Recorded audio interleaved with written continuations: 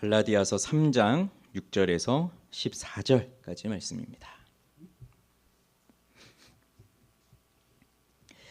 제가 읽어드릴게요. 아브라함이 하나님을 믿음에 그것을 그에게 의로 정하셨다 함과 같으니라. 그런즉 믿음으로 말미암은 자들은 아브라함의 자손인 줄 알지어다.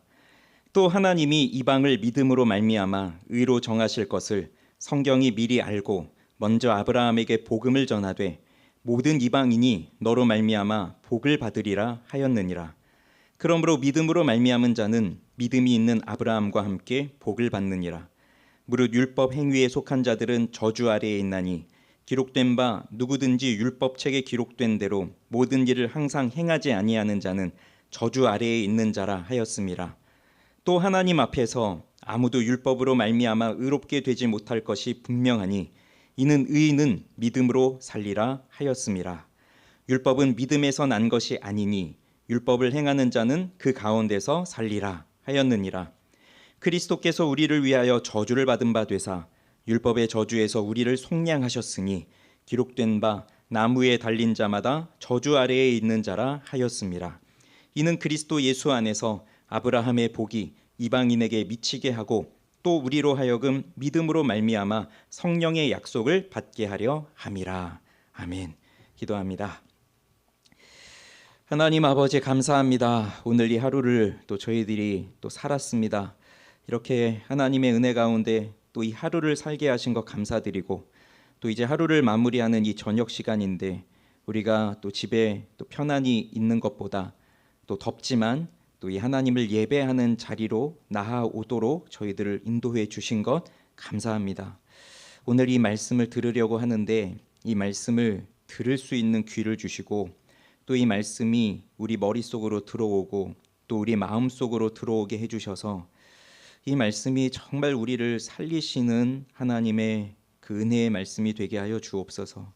잠옷실에서 예배를 드리는 아이와 자모에게도 그리고 이 예배실 안에서 예배하는 모든 성도들에게도 그리고 이 말씀을 전하는 설교자에게도 하나님의 큰 은혜가 있도록 함께하여 주시옵소서. 예수님의 이름으로 기도합니다. 아멘. 우리는 지난 시간에 아브라함이 어떻게 의롭다함을 받게 되었는지를 살펴보았습니다. 갈라디아 교회의 성도들, 그러니 이들은 율법 없이 하나님과 상관없이 이방인으로 살아가던 자들이었는데 이들에게 유대주의자들의 가르침이 전해져요. 너희가 예수를 믿는 것은 좋다. 그런데 구약 성경을 읽어봐라. 자, 구약에서 무엇을 말하고 있느냐?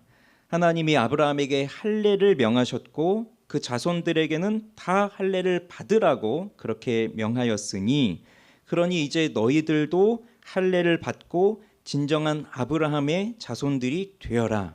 즉 하나님의 진정한 자녀가 되려면 할례를 받고 율법의 규례들을 지켜야 한다. 율법의 절기들을 지켜야 한다. 자, 그것을 가르쳐 준 거예요. 그냥 들어보면 틀린 것이 없는 것처럼 보입니다. 틀린 것이 없는 가르침 같이 들려요. 그렇지만 바울은 이것을 경계했어요. 아니, 경계하는 것 그 이상으로 이것은 완전히 잘못된 것이다. 그래서 다른 복음이라고 반박하면서 그 다른 복음을 따르지 말 것을 권했습니다. 그리고 이 다른 복음을 전하는 자는 나도 천사들도 천사라 할지라도 저주를 받을 것이라고 그렇게 말해 주었어요. 이 갈라디아서라고 하는 이 편지가 그것을 가르쳐 주는 것입니다. 그래서 할례를 받아야 하나님의 자녀가 되는 것이 아니라 오직 예수를 믿는 믿음으로 하나님의 자녀가 되는 것이다. 그걸 가르쳐 주는 거예요. 이것을 논리적으로 설명하려면 이 유대주의자들의 말이 거짓이라는 것을 알려주어야 하는데 그러면 예를 들어서 설명해 주면 좋잖아요. 그럼 무슨 예를 들면 가장 확실한 예일까요? 유대인들도 듣고 수긍이 갈 만한 가장 확실한 예는 무엇일까요? 그들이 가장 중요하게 여기는 그러니까 유대인들이 가장 중요하게 여기는 아브라함을 예로 들면 됩니다. 할례를 행하라고 그 명령을 받았던 사람이 아브라함이고 또 이 유대인들에게 있어서 자신들의 민족의 그 조상이 되는 사람이 아브라함이니까 이 아브라함을 예로 들면서 아브라함이 어떻게 의롭다함을 받았는지 어떻게 하나님께 인정을 받았는지 그것을 설명하면 되는 거죠. 그래서 6절에서 아브라함이 하나님을 믿음에 그것을 그에게 의로 정하셨다 함과 같으니라. 이걸 우리 지난주에 이제 살펴본 건데, 자, 이 말이 바울이 지어낸 말이 아니에요. 창세기 15장 6절에 있는 말씀을 인용한 겁니다. 이들이 목숨같이 여기는 그 모세오경 창세기에서 이미 하나님이 이렇게 말씀을 해주셨어요. 그러니 유대인들도 잘 알고 있는 말씀입니다. 성경이 분명히 말합니다. 하나님이 아브라함을 의롭다고 여기신 것은 아브라함이 할례를 받아서가 아니라 믿음으로 의롭다 여기셨다는 것. 자, 아브라함이 할례를 받은 것은요, 이 일 있고 나서 한 20년 후에 있는 일이에요. 아브라함이 99세 때 이제 할례를 받으라고 명을 받았거든요. 그러니 할례를 받아서 의롭다함을 받은 것이 아니라 믿음으로 의롭다함을 받은 것입니다. 자, 그럼 이어서 보면 7절은 이렇게 말합니다. 그런즉 믿음으로 말미암은 자들은 아브라함의 자손인 줄 알지어다. 이제 오늘 크게 네 가지를 이제 말씀을 드리려고 하는데, 자, 첫째로 볼 것이 아브라함의 자손인 줄 알지어다 이거예요. 자, 어느 주석을 보면 이 갈라디아서의 주제가 뭐냐? 누가 아브라함의 자손이냐? 그거를 정해보자 그거예요. 누가 아브라함의 자손이냐? 할례를 받은 자가 아브라함의 자손이냐? 믿음으로 사는 자가 아브라함의 자손이냐? 그걸 확인하는 것인데, 자, 아브라함의 자손이 왜 이렇게 중요한 것이 될까요? 자, 여기 계신 분들은 창세기를 다 여러 번 읽어보셨을 겁니다. 우리가 성경을 읽으면 창세기 제일 많이 읽었겠죠. 그러니까 창세기를 많이 읽어보았고 또 아브라함의 스토리는 너무나 잘 알고 있는 이야기예요. 창조 이후에 사람들의 죄가 가득하게 되니까 하나님께서는 사람을 이 땅 위에 사람을 지으신 것을 한탄하셨고, 그래서 마음에 근심을 하셨고, 내가 창조한 사람을 이 지면에서 쓸어버리겠다 그렇게 이제 다 작정을 하셨어요. 그러니까 하나님이 여기서 한탄을 하셨다는 것은 이제 사람들이 이럴 줄 몰랐다, 사람들에게 배신당했다 그런 그 말을 하는 것이 아니라 이제 우리 사람들의 입장에서 하나님의 마음이 어떠한지를 이제 알려주고자 하는 그런 얘기예요. 자, 그래서 홍수를 통해서 온 땅에 지면에 있는 모든 생명체들을 이제 멸하시는데 이제 노아와 그의 가족들은 또 살려주시죠. 그래서 노아 이후로 이제 땅을 홍수로 멸하지 않겠다라고 하는 언약을 맺으셨는데, 그러면서 노아의 자손들이 이제 노아의 아들들이 번성하면서 이제 많은 민족들을 또 형성하면서 가죠. 그렇지만 그 노아의 홍수 그 심판 이후로도 사람들은 계속해서 죄를 범합니다. 노아의 홍수 이후로 나오는 이제 창세기의 기사는 뭐냐면 바벨탑 사건이에요. 그리고 이제 그 바벨탑 사건 이후에 무엇이 나오냐면 아브라함을 부르시는 장면이 나오죠. 하나님이 아브라함, 그 당시에는 아브라함이죠. 그를 부르세요. 그에게 아브라함에게 너로 큰 민족을 이루고 너에게 복을 주어서 너의 이름을 창대하게 하리니 너는 복이 될지라 이렇게 약속을 하시고, 이후에 아브라함, 이삭, 야곱, 요셉으로 이르는 그 족장의 시대가 이제 열려지고 야곱의 12아들을 중심으로 해서 커다란 민족이 형성이 되어지는 그 이스라엘이라고 하는 민족이 형성되는 것이 이제 이 창세기에서 나타납니다.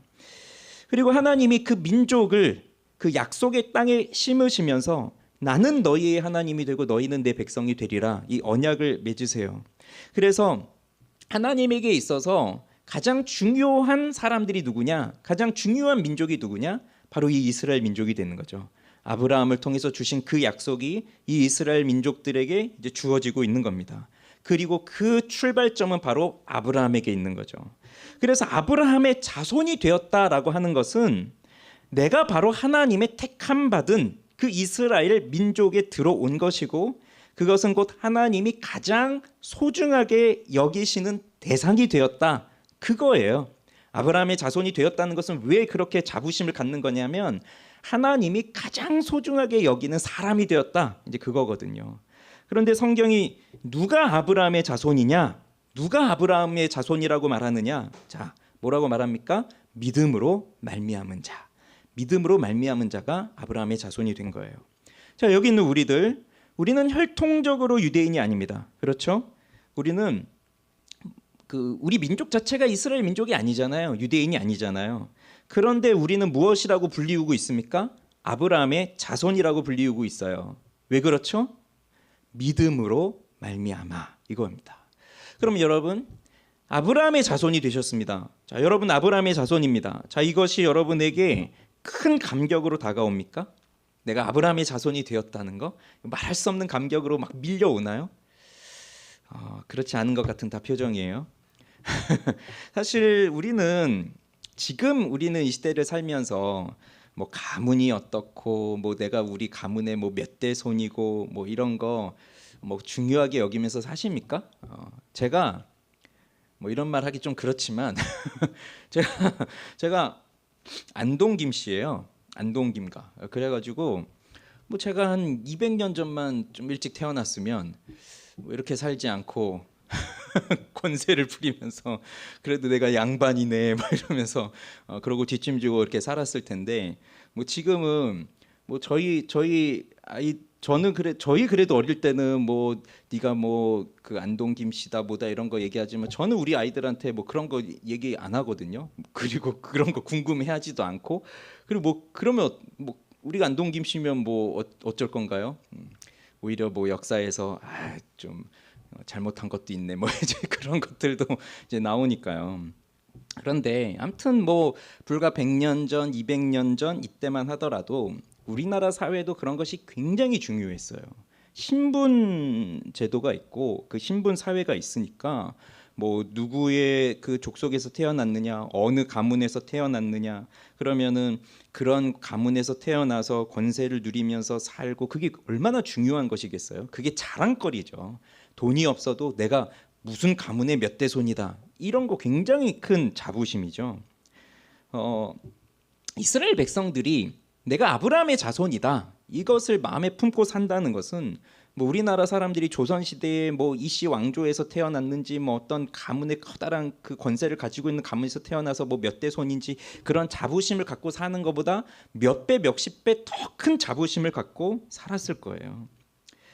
그래서 바울도 뭐라 그럽니까? 나도 육체를 신뢰할 만하다.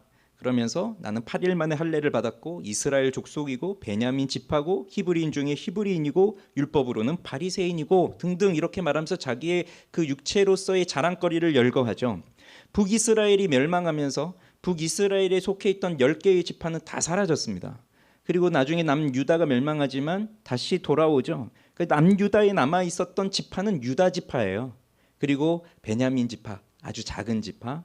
그래서 여기서 바울이 내가 베냐민 지파입니다라고 말하는 것은 사울 왕, 이스라엘의 초대 왕을 내었던 그 베냐민 지파였고 나머지 북이스라엘에 속했던 10개의 지파는 이제 사라지고 없고 그래도 남아있는 순수한 혈통적으로 진짜 히브리 사람이다. 그걸 말하고 있는 거예요. 그래서 지금은 이스라엘 사람들을 뭐라고 부르냐면 유대인이라고 부르지 않아요. 유다 지파만 남아있으니까 유다인이 된 거예요. 그래서 이렇게 피가 섞이지 않은 순수 혈통의 아브라함의 자손이 그게 자랑거리였는데 그런데요. 지금 여기 있는 우리가 그 아브라함의 자손인 겁니다. 그 민족으로 태어난 것도 아니고 그 피를 물려받은 것도 아닌데 그리고 내가 할례를 받은 것도 아닌데 어째서 아브라함의 자손이 되는 건가요? 믿음으로 되는 거예요. 믿음으로. 그래서 믿음으로 말미암은 자들이 아브라함의 자손이 되었다는 것이 굉장한 일입니다. 이번 주 새벽에 시편 105편 말씀 계속 보고 있는데 거기서도 나오지 않습니까? 하나님이 아브라함을 택하시고 그의 자손들에게 하나님께서 신실하게 언약을 지켜가시고 보호하시는데 이렇게까지 말씀하세요. 사람들이 그들을 억압하는 것을 용납하지 않고 그들로 말미암아 그 왕들을 꾸짖고 즉 그 아브라함의 자손들을 괴롭히는 그 왕들을 꾸짖고 이르시기를 나의 기름 부은 자를 손대지 마라. 나의 선지자들을 해하지 말라. 그러니까 하나님이 택한 그 아브라함과 또 이삭과 야곱과 또 요셉 그렇게 이어지는 그 하나님의 자손들을 너희는 손대지 말아라. 너희는 해하지 말아라. 그렇게까지 말씀하시면서 보호하시고 지켜주시는 거예요. 아브라함의 자손이 되었다는 것은 하나님의 기름 부음 받은 자가 되었다는 것이고 하나님의 택한 백성이 되었다는 것이죠. 그래서 하나님께서는 자신의 목숨처럼 그 아브라함의 자손들, 그 이스라엘 백성들을 하나님이 택한 백성들을 그렇게 보호해 주시고 인도해 주신 거예요. 그것이 이제 아브라함의 자손이라고 하니까 자꾸 뭔가 이상한가요? 하나님의 자녀라고 합시다. 하나님의 자녀가 된 거예요. 하나님의 자녀가 되었다는 것이 그만큼 놀라운 겁니다. 세상에 수많은 사람들이 이 하나님의 사람들을 해하려고 하고 괴롭히려고 하고 손대서 어떻게든 무너뜨리려고 하지만 하나님이 만군의 여호와라 일컫는 그 왕이신 하나님이 너희들 내 백성들 손대지 마. 너희들은 내 자녀들을 손대지 마. 그렇게 딱 명하시면서 그렇게 괴롭히고 그렇게 해하려고 하는 사람들 있으면 막 혼내시고 꾸짖으시면서 그렇게 딱 보호해 주시는 거예요. 그게 하나님의 자녀가 되었다는 거거든요. 우리가 그걸 받고 있는 거예요, 여러분. 내가 아브라함의 자손이 되었다는 것은 지금 그러한 특별한 하나님의 보호를 받고 있다는 겁니다. 그래서 스바냐 선지서에서는 또 뭐라고 나와요? 그가 너로 말미암아 기쁨을 이기지 못하시며 너를 잠잠히 사랑하시며 너로 말미암아 즐거이 부르며 기뻐하시리라. 이렇게 말씀하고 있습니다. 그런데 아직 크게 감격으로 다가오지 않으시나요? 그러면 이제 두 번째로 볼 것을 보면 더 다가올 거예요. 자, 8절 9절이에요. 같이 읽어볼까요? 또 하나님이 이방을 믿음으로 말미암아 의로 정하실 것을 성경이 미리 알고 먼저 아브라함에게 복음을 전하되 모든 이방인이 너로 말미암아 복을 받으리라 하였느니라. 그러므로 믿음으로 말미암은 자는 믿음이 있는 아브라함과 함께 복을 받느니라. 자, 하나님이요 아브라함에게 복음을 먼저 전하였다고 하죠. 그러면서 모든 이방인이 너로 말미암아 복을 받으리라 그렇게 말씀하셨습니다. 아브라함을 부르실 때요 창세기 12장 3절에 땅의 모든 족속이 너로 말미암아 복을 얻을 것이라 그렇게 이제 말씀을 하셨었어요. 그래서 너로 말미암아 복을 받는다 합니다. 그러면 아브라함의 자손은 뭡니까? 어떤 사람들입니까? 복을 받는 사람들이에요. 복을 받는 사람들이에요. 자, 이 창세기 12장에 쓰여진 복, 자, 너에게 복을 주겠다. 너가 복의 근원이 되겠다. 또 너를 축복하는 자에게는 또 복이 되게 하겠다. 그때 쓰여진 복은 베라카라고 하는 단어가 쓰여졌어요. 들어보셨을 겁니다. 이 베라카라고 하는 복은 영적이고 정신적인 것뿐만 아니라 육체적이고 물질적인 그 복까지 포괄하는 그러한 복이에요. 그래서 일반적인 섭리로 주어지는 복, 우리 육체가 건강하다거나 뭐 돈을 좀 이렇게 풍성하게 받는다거나 뭐 우리 자녀들이 잘 된다거나 뭐 그렇게 이제 살아가면서 누리게 될 그러한 복들. 자, 이런 복들은 일반적인 복이니까 꼭 하나님을 믿는 사람들에게만 주어지는 것이 아니라 이제 모든 사람들에게 주어지는 그런 일반적인 복이죠. 자, 실제로 아브라함이 이제 이 베라카의 복을 많이 받았죠. 하나님이 부르셨어요. 그런데 아브라함은 참 실수를 많이 합니다. 이게 실수인지 그가 일부러 그랬는지 뭐 그건 모르겠지만 참 많은 그 잘못들을 해요. 그래서 12장에서 부르셨고 정말 그 부름을 그 하나님의 부르심을 듣고 믿음의 결단을 하고 아버지와 친척과 고향 집을 떠나서 그 가나안 땅으로 갔는데 하필이면 그 땅에 가자마자 기근이 들어요. 그러면서 그는 그 하나님이 주시겠다고 하신 그 약속의 땅에서 살지 않고 그 기근을 피해서 애굽에 가서 살아야 되겠다라고 애굽으로 내려가는데 걱정거리가 하나 있어요. 아내가 너무 예쁜 거예요. 그 아내 때문에 자기가 죽을 것 같은 거예요. 그러면 정상적인 남편이라면 내가 죽더라도 내 아내를 지켜야지. 그럴 거잖아요. 여기 계신 형제님들은. 근데 우리 아브라함은 그렇지 않고 누이라고 속이죠. 그렇게 둘이 합의를 하고 간단 말이에요. 그리고 염려하던 바가 정말로 일어나고 그 바로가 그 아내를 이제 빼앗아 가는 거죠. 그때도 순순히 내준단 말이에요. 이렇게 이상한 일을 하는데 주어지는 결과는 뭔지 아십니까? 물론 바로의 집에 재앙이 내립니다. 하나님이 바로에게 벌을 내리세요. 그리고서 뭐가 나오냐면 바로가 나중에 그 아브라함한테 사실대로 얘기하지 않았다고 책망하지만 그 이전에 그 사라를 내줌으로 인해서 바로가 아브라함을 굉장히 우대하면서 그에게 양과 소와 노비와 낙타와 이런 것들을 많이 줬단 말이에요. 그리고 나중에 나올 때 그거 다 들고 나오는 거예요. 그렇게 어리석은 일, 거짓말, 자기 아내를 파는 일, 자기 목숨 살려고 그렇게 아내마저도 내던지는 그러한 일을 하였는데 그리고 또 그 전에 하나님이 주신 약속의 땅에서 믿음으로 살지 않고 그냥 자기 스스로 살 길을 찾아 나선 그 길을 떠난 건데 돌아올 때는 더 많은 소유를 가지고 돌아온단 말이죠. 부자가 된 거죠, 쉽게 말하면. 그러니까 이런 것들이 베라카의 복이라고 할 수 있죠. 부유함을 또 얻게 되잖아요. 하나님이 그렇게 또 복을 주시는 거예요, 아브라함에게. 그런데 이 복 말고도 더한 복이 있습니다. 그래서 베라카 말고 아쉐르라고 하는 또 에쉐르라고 하는 그 복이 있어요. 그거는 이제 영적인 복이죠. 신령한 복. 그래서 우리의 영혼에게 주어지는 그러한 신령한 복. 이거는 믿지 않는 사람들에게는 주어지지 않고 오직 하나님을 믿는 사람들에게만 주어지는 복이죠. 그러면 그 창세기 12장에서 베라카라고 하는 단어를 쓰면서 너는 복이 된다, 너는 복을 받을 것이다, 또 너를 축복하는 자에게는 더 복이 있을 것이다, 뭐 이렇게 말할 때 베라카의 복을 썼다고 해서 아브라함이 그러면 그 베라카의 복만 받았느냐? 우린 그렇게 말할 수 없잖아요. 그 복 말고도 이 에쉐르라고 하는 복, 시편 1편에서 나오는 복 있는 사람 할 때 그 복이 아브라함에게도 주어졌다는 거죠. 어떻게 알 수 있습니까?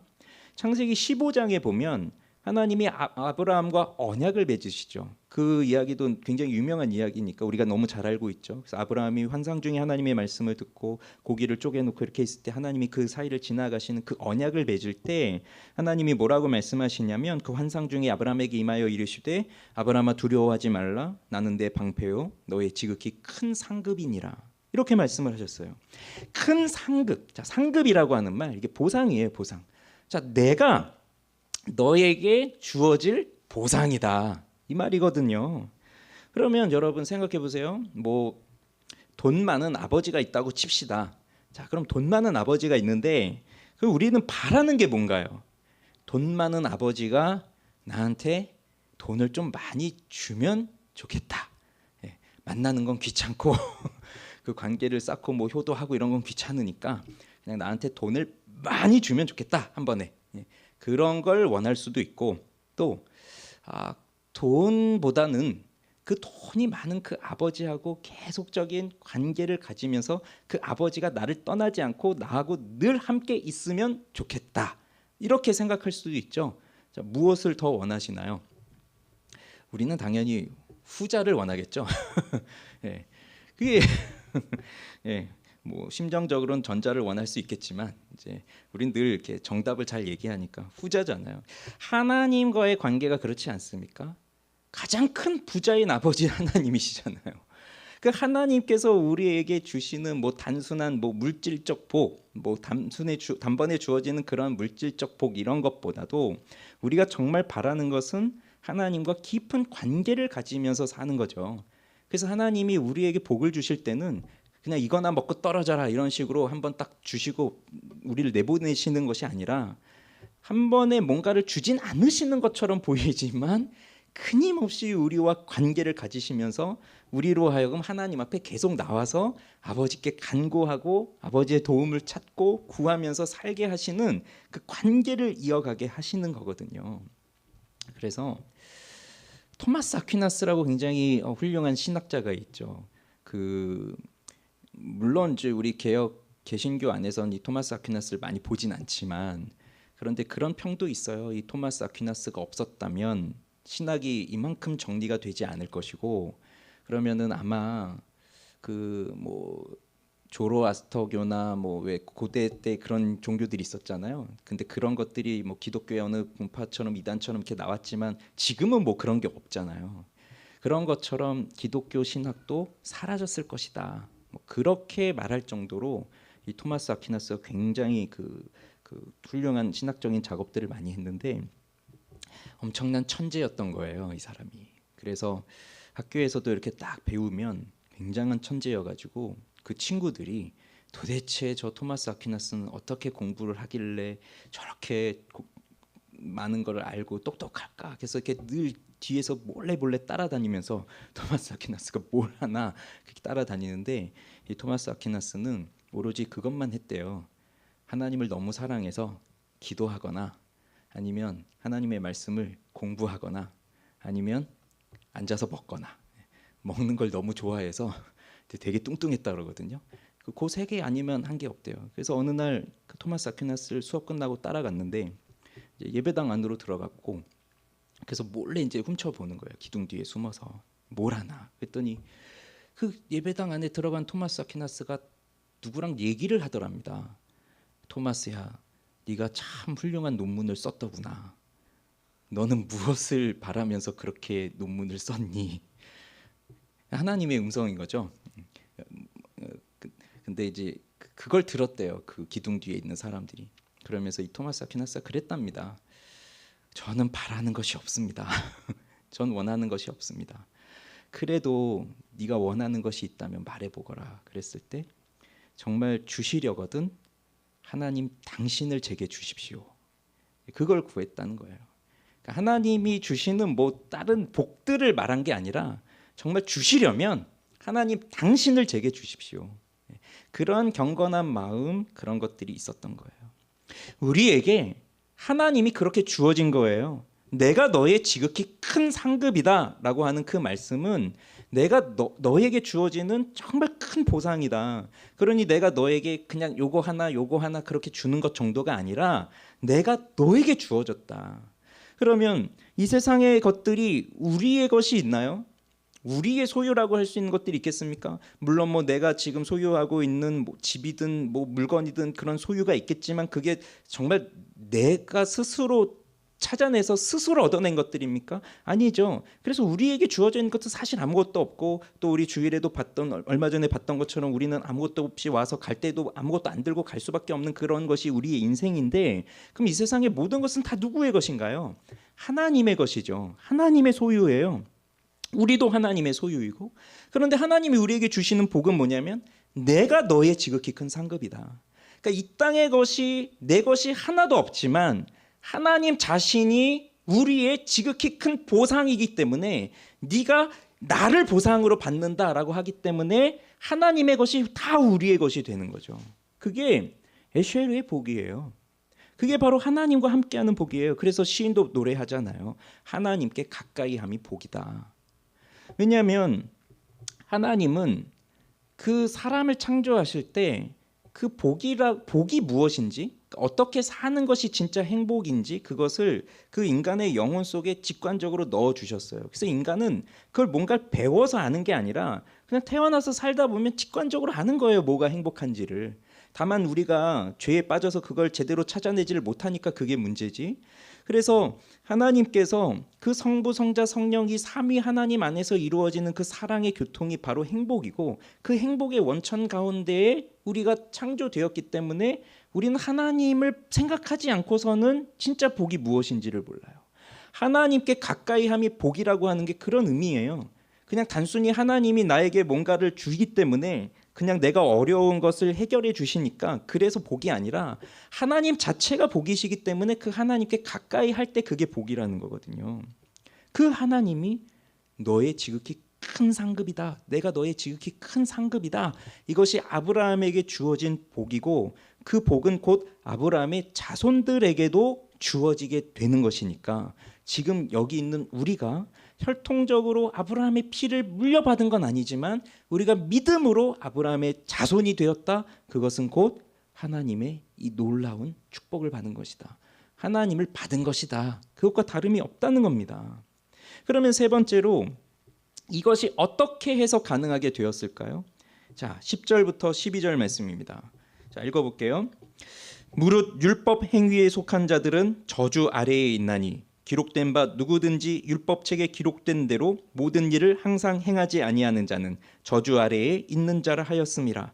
또 하나님 앞에서 아무도 율법으로 말미암아 의롭게 되지 못할 것이 분명하니 이는 의인은 믿음으로 살리라 하였음이라. 율법은 믿음에서 난 것이 아니니 율법을 행하는 자는 그 가운데서 살리라 하였느니라. 자, 여기 보면 율법 행위에 속한 자들은 저주 아래에 있다고 말씀하고 있습니다. 왜 그러느냐? 자, 신명기 27장 26절의 말씀을 인용해서 이제 설명하고 있어요. 이 율법의 말씀을 실행하지 아니하는 자는 저주를 받을 것이라 할 것이요 모든 백성은 아멘 할지니라. 이렇게 이미 받은 겁니다, 말씀을.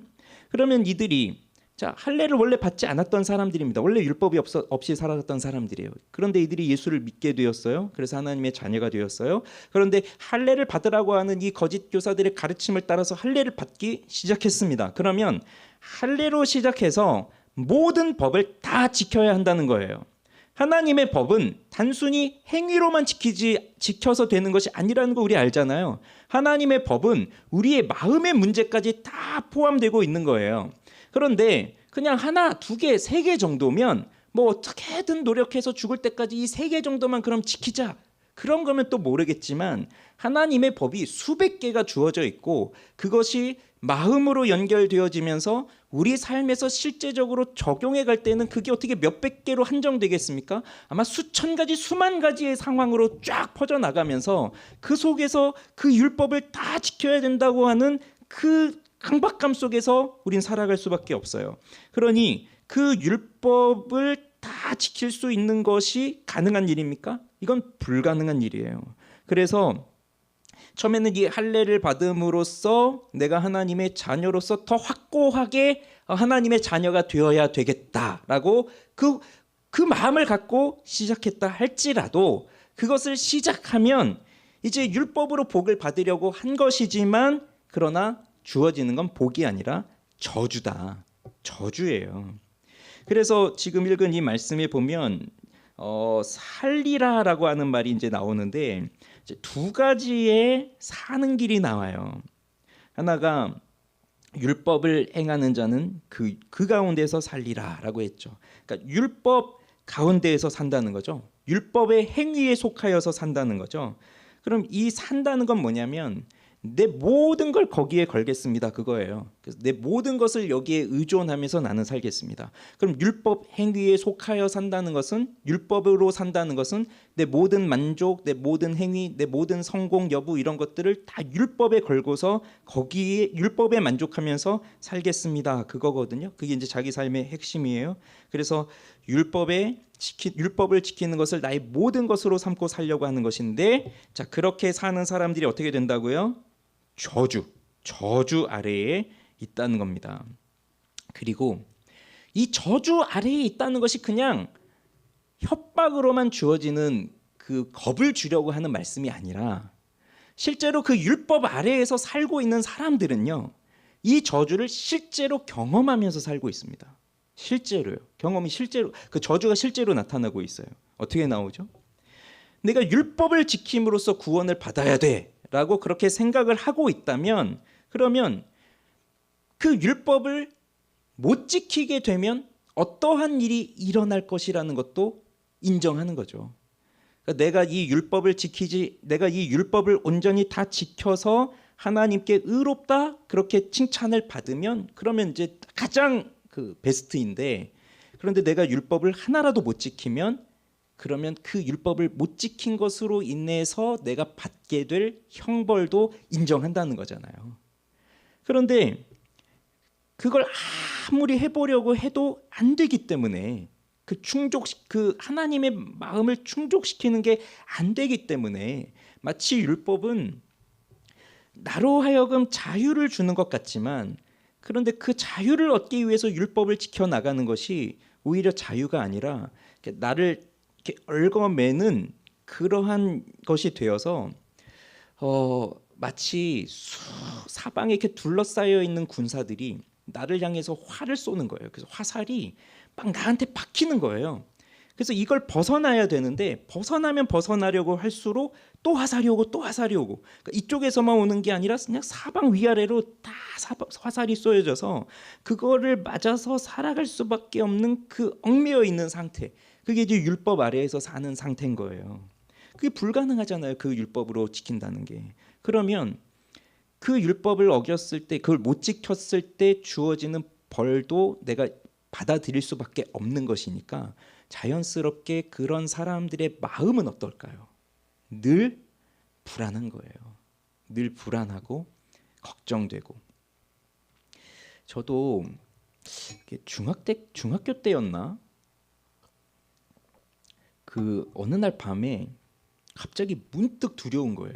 그러면서 그 방 창문을 그 밤에 이렇게 캄캄한 밤에 창문을 딱 내다보면서 내가 오늘 죽으면 지옥에 갈 텐데 어떡하지? 막 그런 생각이 막 이렇게 둘러싸면서 두려움에 사로잡히는 거예요. 그게 내가 하나님의 뜻을 다 지키며 살지 못하고 있다라고 하는 그 생각이 있기 때문에 예수 믿으면 천국 간다는 걸 어릴 때부터 들어서 그걸 의심하지 않고 믿는다고 하고 그러면서 그렇게 살아왔지만 실제로 내 영혼이 어떻게 될까 하는 것을 생각해 보면 엄청난 죽음의 그 심판에 대한 두려움, 지옥에 떨어지면 어떡하나 그런 두려움, 그게 막 엄습해서 오는 거예요. 율법 아래에 살려고 하는 사람들은 자기의 힘으로 구원받을 수 있다, 자기의 힘으로 하나님을 만족시킬 수 있다, 그렇게 생각하는 사람들이지만 결국 그런 사람들의 마음에는 늘 불안함과 초조, 이런 걱정, 염려 이런 것들이 가득한 거죠. 마르틴 루터가 하나님의 의를 오해했잖아요. 그래서 루터가요 제일 싫어했던 단어가 하나님의 의예요. 하나님의 의는 그 의는 벌을 내리셔야 되니까, 공의로운 측면에서 벌을 내리셔야 되니까 이 사람들이 그 하나님의 의를 충족시킬 수 있는 사람이 없는데 성경은 하나님의 의를 그렇게 강조하고 있으니까 어떻게 하면 하나님의 의를 충족시킬 수 있을까? 엄청난 고행을 합니다. 근데 하면 할수록 그는 더 하나님의 의에 대한 불만으로 가득 차게 돼요. 해도 이거를 그 의를 충족시킬 수 없으니까 그런 마음이에요. 그 불안한 마음. 그러면서 오히려 더 뭐가 오는 거죠? 구원을 이루려고 하지만 자유가 아니라 돌아오는 것은 실패감뿐이죠. 나 또 못 지켰구나. 또 안 되는구나. 그렇게 실패했는데 뭘로 그걸 또 돌릴 수 있겠어요? 뭘로? 그래서 이 율법 아래에 산다는 것은 저주 아래에 있는 것이고 이제 또 하나의 사는 길을 이제 말하죠. 그게 믿음으로 사는 길. 그래서 그 11절에도 뭐가 나옵니까? 의인은 믿음으로 살리라. 하박국 선지자의 아주 유명한 말이죠. 의인은 믿음으로 살리라. 그러니까 율법의 행위에 속하여서 사는 게 아니라 믿음으로 산다는 겁니다. 그런데요, 그 예수님을 믿으면 천국에 간다는 걸 우리는 다 인정하고 있어요. 그러니까 계속 교회를 다니면서 내가 그리스도인입니다 이렇게 고백하며 사는 거죠. 다른 걸 믿는 게 아니잖아요. 우린 예수를 믿으면 천국에 갑니다. 구원을 받습니다. 그걸 믿고 있잖아요. 그런데 이건 또 우리가 잘 받아들이질 못하고 있는 것 같아요. 뭐냐면 내가 이렇게 예수를 믿어서 하나님의 나라에 갈 수 있다, 천국에 갈 수 있다, 그런 믿음은 이제 있지만 그럼 내가 이 땅에서 살아가면서 누리게 될 복은 무엇으로 받느냐? 그건 내가 하나님께 뭔가 좀 인정을 받아야 된다. 그게 마음속에 다들 또 있는 것 같아요. 그래서 하나님께 인정을 받아야만 이 세상에서 그래도 복을 누리면서 산다. 그러면 인정을 받아야 되니까 이제 어떻게 살아야 되는 거예요? 내가 비록 예수를 믿는 믿음으로 구원을 받았다라고 하는 것을 받아들였지만 근데 이 땅을 살아갈 때는 어떻게든 하나님께 인정을 받아야 되잖아요. 그럼 내가 열심히 노력을 해야 되잖아요. 그래서 좀 유치한 이야기지만 그 드라마 같은 거 보면 재벌을 다루는 드라마들이 좀 많이 나오고 그러면 그 상속에 대한 그런 소재를 다룬 드라마들이 있잖아요. 그래서 재벌이 있고 그 재벌 2세가 있는데 그 아버지가 그 아들을 그냥 바로 상속을 하는 게 아니라 자꾸 이렇게 시험을 하잖아요. 근데 꼭 거기에 그 재벌 아들 말고 또 다른 주인공이 이제 등장하잖아요. 보통 재벌 아들은 이런 아들은 이제 주인공은 아니고 진짜 주인공은 정말 탁월하고 능력 있고 이런 사람이 나오면서 그 열등감 속에서 어떻게든 자기 아버지에게 인정을 받으려고 막 발버둥을 치면서 그러면서 온갖 나쁜 일도 하고 좀 사기도 치고 이런 그런 소재들이 많잖아요. 그때 그 아버지에게 인정을 받아야 되겠다라고 하는 그 마음. 그러니까 혈통적으로는 자기가 아들이고 자기가 그걸 받을 권한이 있는 사람인데 아버지에게 인정을 못 받고 있으니까 자기 실력이 안 되고 자기 그릇이 안 되니까 인정을 못 받고 있으니까 어떻게든 인정을 받아보려고 하는 것처럼 마치 우리 그리스도인들도 내가 하나님의 자녀가 되었습니다. 그렇지만 하나님께 인정받기 위해서 내가 이것도 해봐야 되겠습니다. 이것도 해야 되겠습니다. 그런데 난 이걸 못했습니다. 그러면 또 하나님이 왠지 나를 쫙 쳐내실 것 같고, 다른 사람은 보니까 또 잘하고 있어서 저 사람들은 복을 받고 저 사람들은 형통하게 잘 가는 것 같고, 그런데 나는 이렇게 자꾸 밀리는 것 같고 안 되는 것 같고, 그런 불안함 속에서 이렇게 살다 보니까 자유는 없고 계속 불안함 속에서 어떻게든 해보려고 하는 그런 거밖에 없는 거죠. 그런 비슷한 거 아니겠어요? 그렇지만 누차 말씀드리지만 우리가 의롭게 되는 것도 우리의 행위가 아니죠. 믿음이죠. 그리고 우리가 이 땅에서 거룩하게 살아가는 것도 우리의 행위가 아닙니다. 우리의 노력이 아닙니다. 믿음이에요. 그래서 이거는 하나님의 은혜가 없이는 불가능한 일이에요. 그런데 은혜가 없는 사람들은 어떻게든 내 힘으로 해보려는 거죠. 그래서 복음에 대한 이해를 잘못하고 있으면, 내가 무언가를 못했을 때, 하나님께 충족시켜드리지 못했을 때, 그러면 하나님이 나를 싫어하실 거야. 하나님이 나를 미워하실 거야. 하나님이 나를 버리실 거야. 그런 두려움이 생기고, 반대로 뭔가를 또 좀 잘했어요. 그러면 또 무슨 생각이 드냐면, 내가 이렇게 잘했기 때문에 하나님은 나를 인정해 주실 거야. 이런 생각이 드는 거예요. 그게 우리 죄인들의 마음이에요. 그렇지만 복음이 말하는 건 그게 아닙니다. 우리가 무엇을 못했다고 해서 하나님이 우리를 미워하시는 것도 아니고, 우리가 무엇을 더 잘했다고 해서 하나님이 우리를 더 많이 사랑하시는 것이 아니에요. 하나님은 그냥 우리 자체를 사랑하세요. 그게 하나님이에요. 그게 복음이에요. 그래서 은혜가 필요한 거죠. 은혜는 뭐라고 말씀드렸습니까? 인간으로 하여금 마땅히 행해야 할 그 의무를 기쁨으로 행할 수 있도록 하게 하는 하나님의 사랑의 감화. 이게 은혜라고 했잖아요.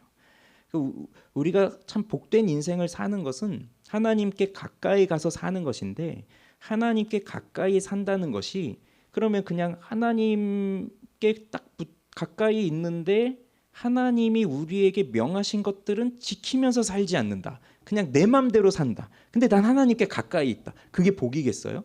그건 아니죠. 우리가 하나님께 가까이 있다는 건 또 뭘 의미하겠어요? 하나님이 우리에게 주신 그 본분, 우리에게 명하신 것들, 이제 뭐 여기서 이제 이런 율법이나 율례나 이런 것들이 되겠죠. 그것들을 행할 때 행복한 거거든요. 그래서 그 의무가 우리에겐 주어져 있는 거예요. 우리가 살아가야 될 의무들이. 근데 그걸 은혜가 없을 땐 억지로 해 나가야 되는 거죠. 왜냐하면 그걸 못하면 나는 괴로우니까, 불안하니까, 쫓겨날 것 같으니까. 근데 은혜가 주어지면 이걸 기쁨으로 할 수 있는 거예요. 그래서 거룩한 삶을 우리가 살아갈 수 있는 거예요. 그런데 마지막으로, 자, 믿음으로 산다고 했습니다. 의인은. 그리고 이 하나님께 가까이 가서 하나님의 복을 누리는 사람들은 바로 믿음으로 말미암아 사는 사람들이에요. 그런데 이것이 어떻게 가능하게 되었을까요? 이 믿음으로 이렇게 되는 것이 어떻게 가능하게 되었을까요? 바로 이 일이 있었기 때문에 가능해진 거예요. 자, 13절 14절 같이 읽겠습니다. 시작. 그리스도께서 우리를 위하여 저주를 받은 바 되사 율법의 저주에서 우리를 속량하셨으니 기록된 바 나무에 달린 자마다 저주 아래에 있는 자라 하였습니다. 이는 그리스도 예수 안에서 아브라함의 복이 이방인에게 미치게 하고 또 우리로 하여금 믿음으로 말미암아 성령의 약속을 받게 하려 함이라. 자, 이 13절의 말씀을 보면 굉장히 중요한 말이 나옵니다. 기록된 바 나무에 달린 자마다 저주 아래에 있는 자라 하였습니다. 이 말씀이 신명기 21장 23절의 말씀인데, 자, 이 말씀 때문에 유대인들이, 특히 바울도 마찬가지고요, 예수님을 구주로 받아들이지를 못했어요. 예수님이 십자가에 달려 죽으셨고 또 그들이 예수를 십자가에 못 박으라고 외쳤던 것도 바로 이 하나님의 저주를 받아 죽는 사람의 모습으로 만들려고 했던 거니까 실제로 그것이 이루어졌고요. 그러면 하나님께서 그 일들을 하실 때 이 예수를 십자가에 못 박았다, 나무에 달려 죽게 했다, 그건 하나님이 그를 저주하신 거잖아요. 그렇게 하나님의 저주를 받아서 죽었는데 이거 어떻게 메시아일 수 있느냐, 구주일 수 있느냐, 유대인들에게 가장 큰 걸림돌이에요. 그런데 그게 이제 맞는 거죠. 예수님이 나무에 달려 죽었다는 것은 하나님의 저주를 받았다는 것을 뜻하는 게 맞는 거예요. 맞는 거예요. 그런데 뭐라고 말씀하십니까? 그리스도께서 우리를 위하여 저주를 받은 바 되사. 이 우리를 위하여, 즉 우리를 대신하여 그다음에 저주를 받은 바 되셨다라고 했는데, 원래 원어를 보면요, 됐다는 말은 없고요. 사실 그 저주를 받은 바 되었다 이렇게 되어 있는 게 아니라 저주가 되었다 그렇게 되어 있어요. becoming a curse라고 되어 있어요. 그래서 그냥 저주가 됐다 그 말이에요. 그것은 우리를 속량하시려고 저주를 받은 것처럼 되신 게 아니라 그냥 예수님이 저주가 되신 거예요. 이게 무슨 뜻인지 이해가 되십니까? 우리가 죄를 범했습니다. 우리가 다 죄인들이에요. 그러면 우리가 죄를 지었기 때문에 우린 하나님의 저주가 된 거죠. 우리의 신분 자체가.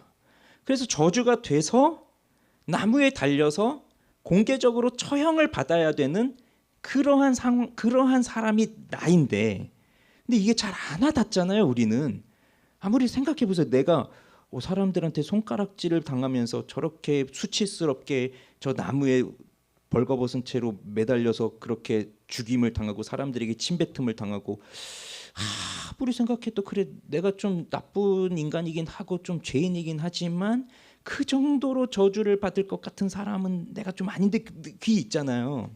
우리 마음속에 또 뭐가 있어요? 요즘 계속 뉴스 나오고 있는 그 딥페이크 성범죄하고 뭐 이런 것들 나오잖아요. 그럼 우리 또 그런 뉴스를 보면 이런 막 하면서 너희들은 막 저주를 받아야 돼요. 그런 게 있잖아요.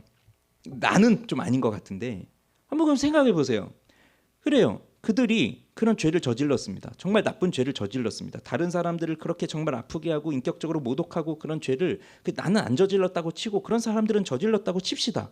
그들은 사회적으로도 저주받아야 마땅하고 그렇게 저주받아서 완전 매장돼서 다시는 일어나지 못하도록 하는 게 마땅한데, 그 저주가 누가 되셨다고요?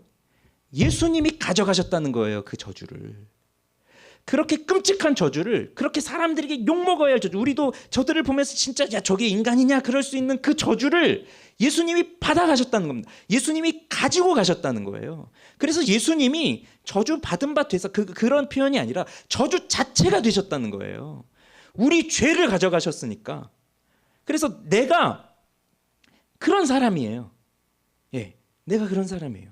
그 내 죄를 가져가셔서 이제 하나님이 보실 때 원래는 내가 저주덩어리인데 내 죄를 가져가셨으니 예수님이 저주덩어리가 되는 거예요. 그래서 그 저주를, 나를 대신해서 저주를 받으셔서 나무에 달려 죽으셨다는 겁니다. 그 일이 일어났기 때문에 우리는 그 예수를 믿을 때 이 일이 일어나는 거예요. 자, 이게 왜 중요합니까? 예수님이 우리가 받아야 할 그 몫은 저주인데 그걸 가져가셨거든요. 그 저주가 되셨어요. 그래서 우리를 대신해서 그 십자가에서, 나무에서 하나님의 저주를 받고 진짜로 죽으셨어요. 그러면 지금 우리는 무엇이 되었습니까? 지금 우리는 아브라함의 자손이 되었고, 그 말은 지금 하나님께 우리는 의롭다함을 받은 사람들이 되었는데, 그 의롭다함을 받는 것은 어떻게 가능한 것인가요?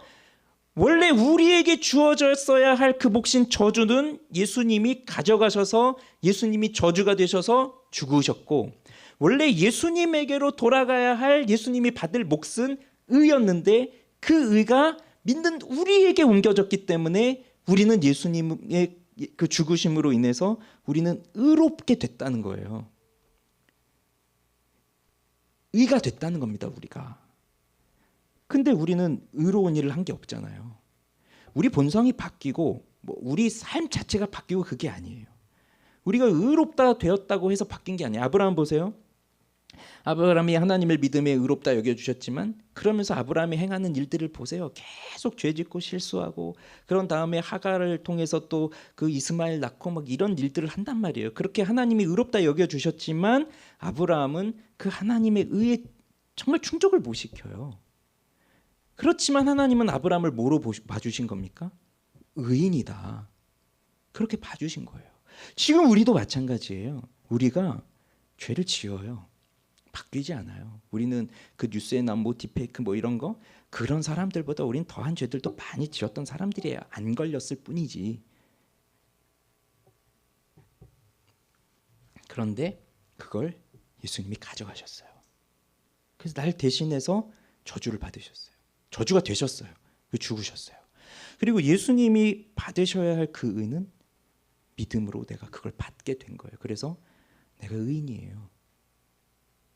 그런데 그 믿음도 내가 뭐 열심히 노력했더니 믿음이 생겼나요? 그게 아니라 하나님이 주신 거예요. 은혜로. 그래서 이게 중요한 겁니다. 예. 예수님이 우리를 위해서 예수님께서 우리의 죄를 가지고 가셔서 죄인으로서 저주가 되어서 우리를 대신하여서 죽으신 것처럼 우리가 똑같은 방식으로 의롭게 되었다는 거예요. 그래서 뭐 할례를 행해서 율법을 지켜서 그렇게 의롭게 된 것이 아니라 나무에 달려 저주를 받은 그 예수님의 죽음을 믿는 믿음으로 우리가 의롭게 된 거예요. 예수님이 받으셔야 할 그 의를 우리에게 옮겨진 거예요. 그 의가 우리에게 전가된 거예요. 그래서 하나님은 우리를 의롭다고 여겨주시는 거예요. 그래서 구원은요, 그냥 죄를 용서받은 정도가 아니에요. 그냥 내가 너 죄 용서해 줄게. 그렇지만 우리 다시는 보지 말자. 이 정도가 아니라 내가 너의 죄를 다 용서해 주었다. 그리고 너는 의인이다. 너는 내 자녀다. 나는 너의 하나님이고 너는 내 백성이다. 그걸 다시 회복시켜 주시는 거예요. 그러니 여기 아브라함의 자손이 되었다는 것이 그런 의미가 있는 것이기 때문에 굉장히 중요한 겁니다. 즉 하나님의 자녀가 되었다는 것은 그것을 누리는 거예요. 하나님이 우리의 상급이 되어주신 거예요. 그 복을 우리가 어떻게 누리며 살겠습니까? 처음에는 믿음으로 시작했는데 그 이후로는 그래도 우리가 노력해야지 그러면서 그 노력으로 그 복을 유지해 갈까요? 아니면 뭐 내가 계속해서 내 힘을 자꾸 써서 그래도 더 찾아내야지 그러면서 뭐 노력으로 공로로 그 의를 찾아내려고 하겠습니까? 그런 것이 아니죠. 우리가 사는 길은 믿음으로 사는 거예요. 그리고 그 믿음도 하나님이 우리에게 주신 은혜예요. 기도하겠습니다.